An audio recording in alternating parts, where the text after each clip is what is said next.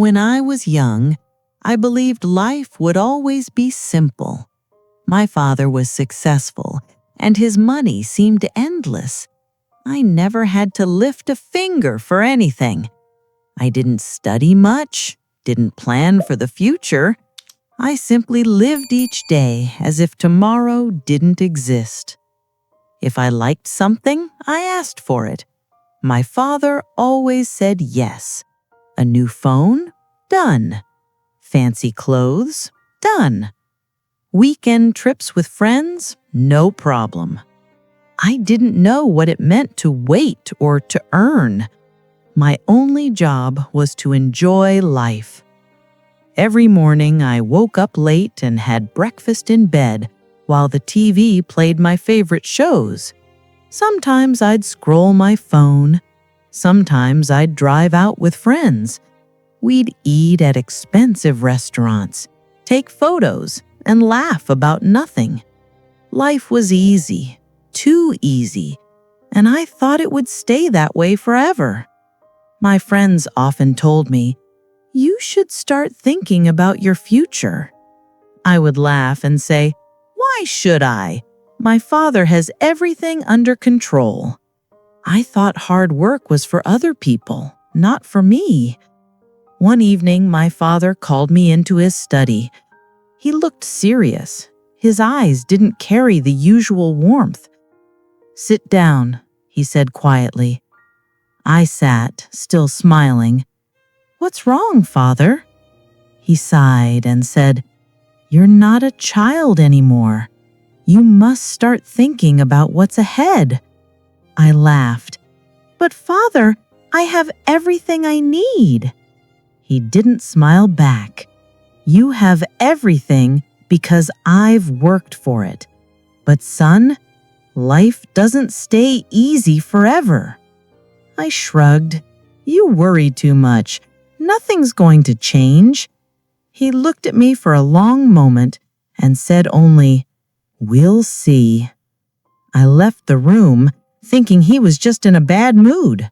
I didn't know that was the day my easy life started to end.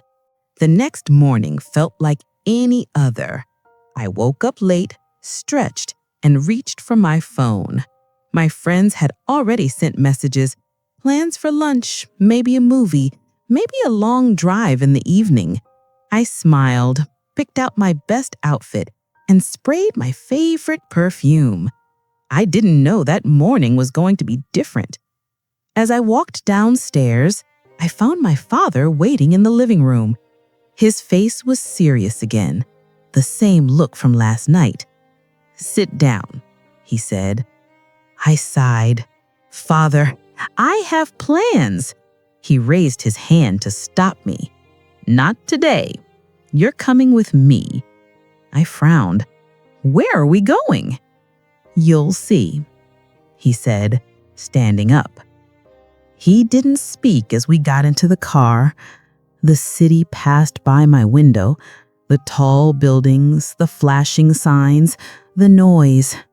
I had seen it all before, but that day it looked different. I noticed the workers sweeping the streets, men unloading boxes from trucks, women selling fruit on the sidewalks. Their clothes were dusty, their faces tired. After some time, my father stopped the car in a narrow street I'd never been to. The road was cracked, the buildings old, the air thick with the smell of fried food and sweat. He pointed at a man behind a fruit stall. The man's shirt was soaked in sweat, his hands rough and darkened by the sun. "Look at him," he said quietly. "He wakes up before sunrise, works until it's dark. He earns just enough to feed his family. No vacations, no help, no complaints." I didn't reply. Then my father nodded toward a small shop nearby. An old woman was sewing clothes by hand under a flickering light. Her back was bent, her eyes strained, but she didn't stop. "She's been doing this for 40 years, my father said, "still working because she has no other choice." I stared at her. Something inside me felt strange. Guilt, maybe, or shame. I didn't know. My father looked at me and asked softly, "Do you see now? Life isn't easy for everyone. You've lived comfortably because I made it that way. But one day, I won't be here to protect you." I didn't answer. I couldn't. For the first time, I felt small. My world, built on comfort and luxury, suddenly seemed fragile. We drove home in silence. The images of those people stayed in my head. I didn't know it then, but my father had just begun to teach me the hardest lesson of my life. The next morning, everything felt strange. For the first time in years, I woke up before the sun. My body protested. I wasn't used to early mornings. But I remembered my father's words, and something inside me said I had no choice. When I came downstairs, my father was already at the table. He slid a small lunch bag toward me. "Your lunch," he said. I frowned. "Lunch? I can eat at a restaurant." He shook his head firmly. "Not today. Workers bring their own lunch, and starting today, you're one of them." The drive to his office felt different from every other time I'd been there. I used to walk through those glass doors only when I needed money or wanted to say hello. But that day, my father didn't lead me to his big office. Instead, we stopped at a smaller floor filled with desks, papers, and people moving quickly. A man wearing glasses walked toward us. My father said, "This is Mr. Williams. You'll work under him." Then, without waiting for a reaction, he left. Mr. Williams didn't smile. He simply said, "Follow me." I trailed behind him uneasy. He handed me a seat at a small desk buried under a pile of papers. He said, "You'll check these. Look for mistakes in the numbers. Mark them clearly." I stared at the stack. "All of them?" He replied flatly, "Yes. And work carefully. We don't like errors here." I nodded, though my chest felt tight.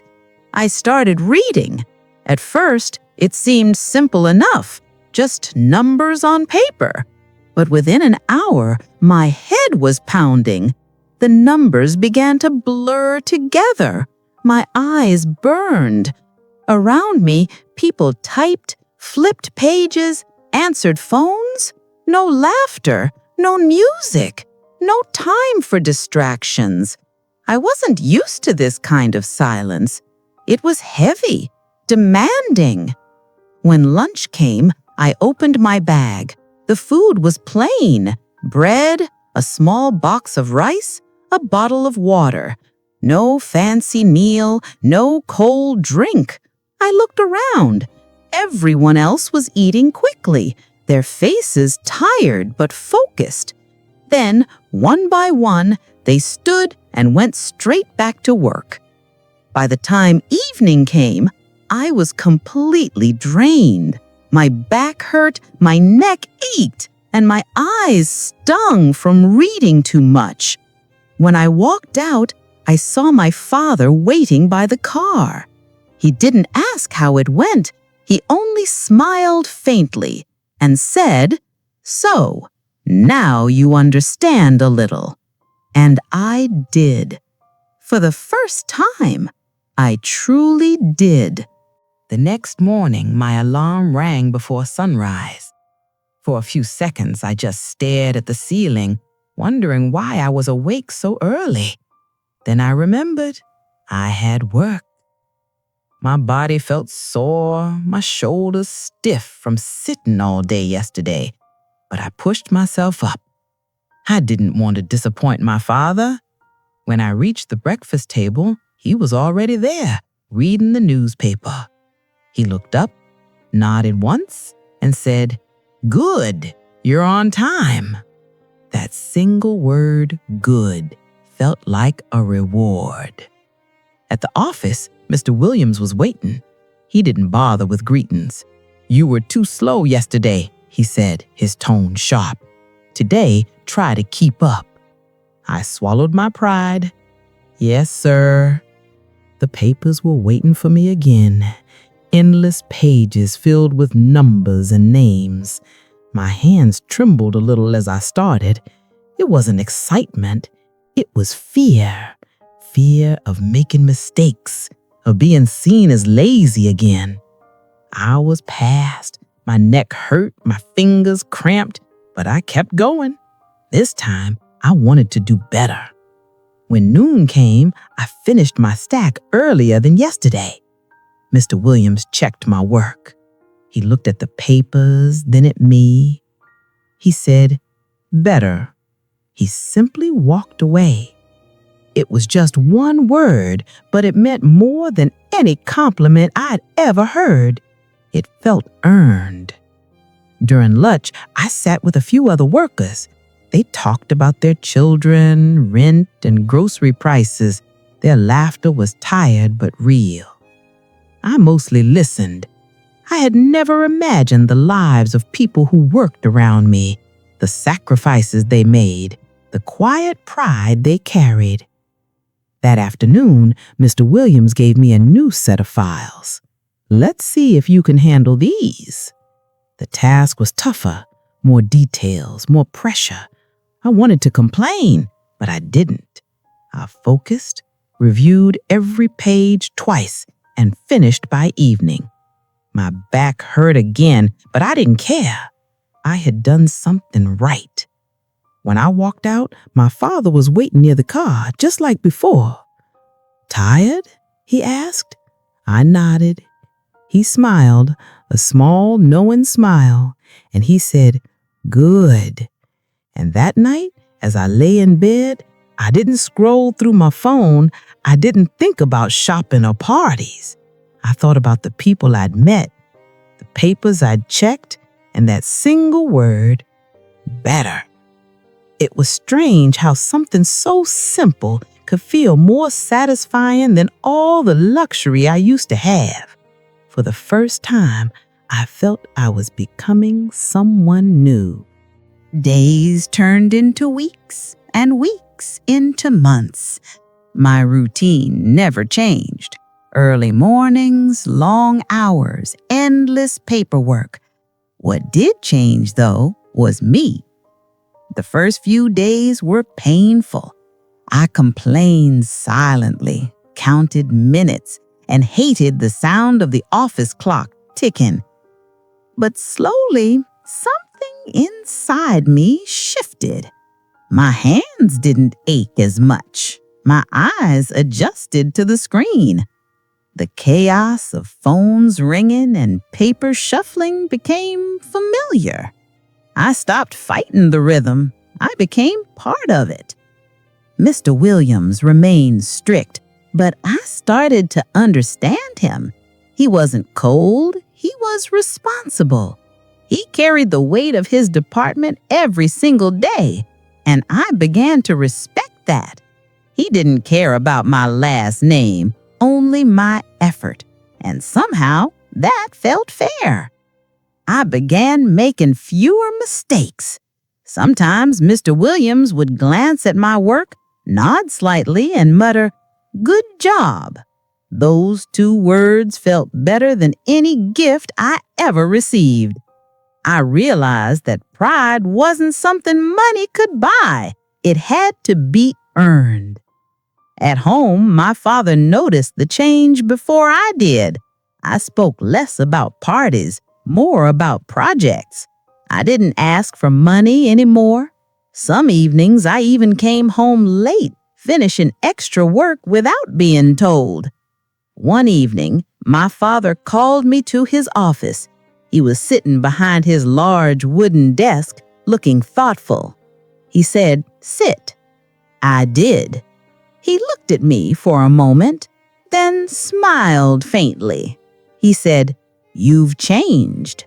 I wasn't sure how to answer. I said, "I guess I had to," quietly. He nodded. "At first, I didn't think you would last a week, but you stayed, you worked, you learned." He reached into a drawer and took out a small silver key. He said, "This is for your office. You've earned it." I stared at the key. It was small, light in weight, but it felt heavy with meaning. My own office, my own space, my father's trust. The next day, I moved into that little office.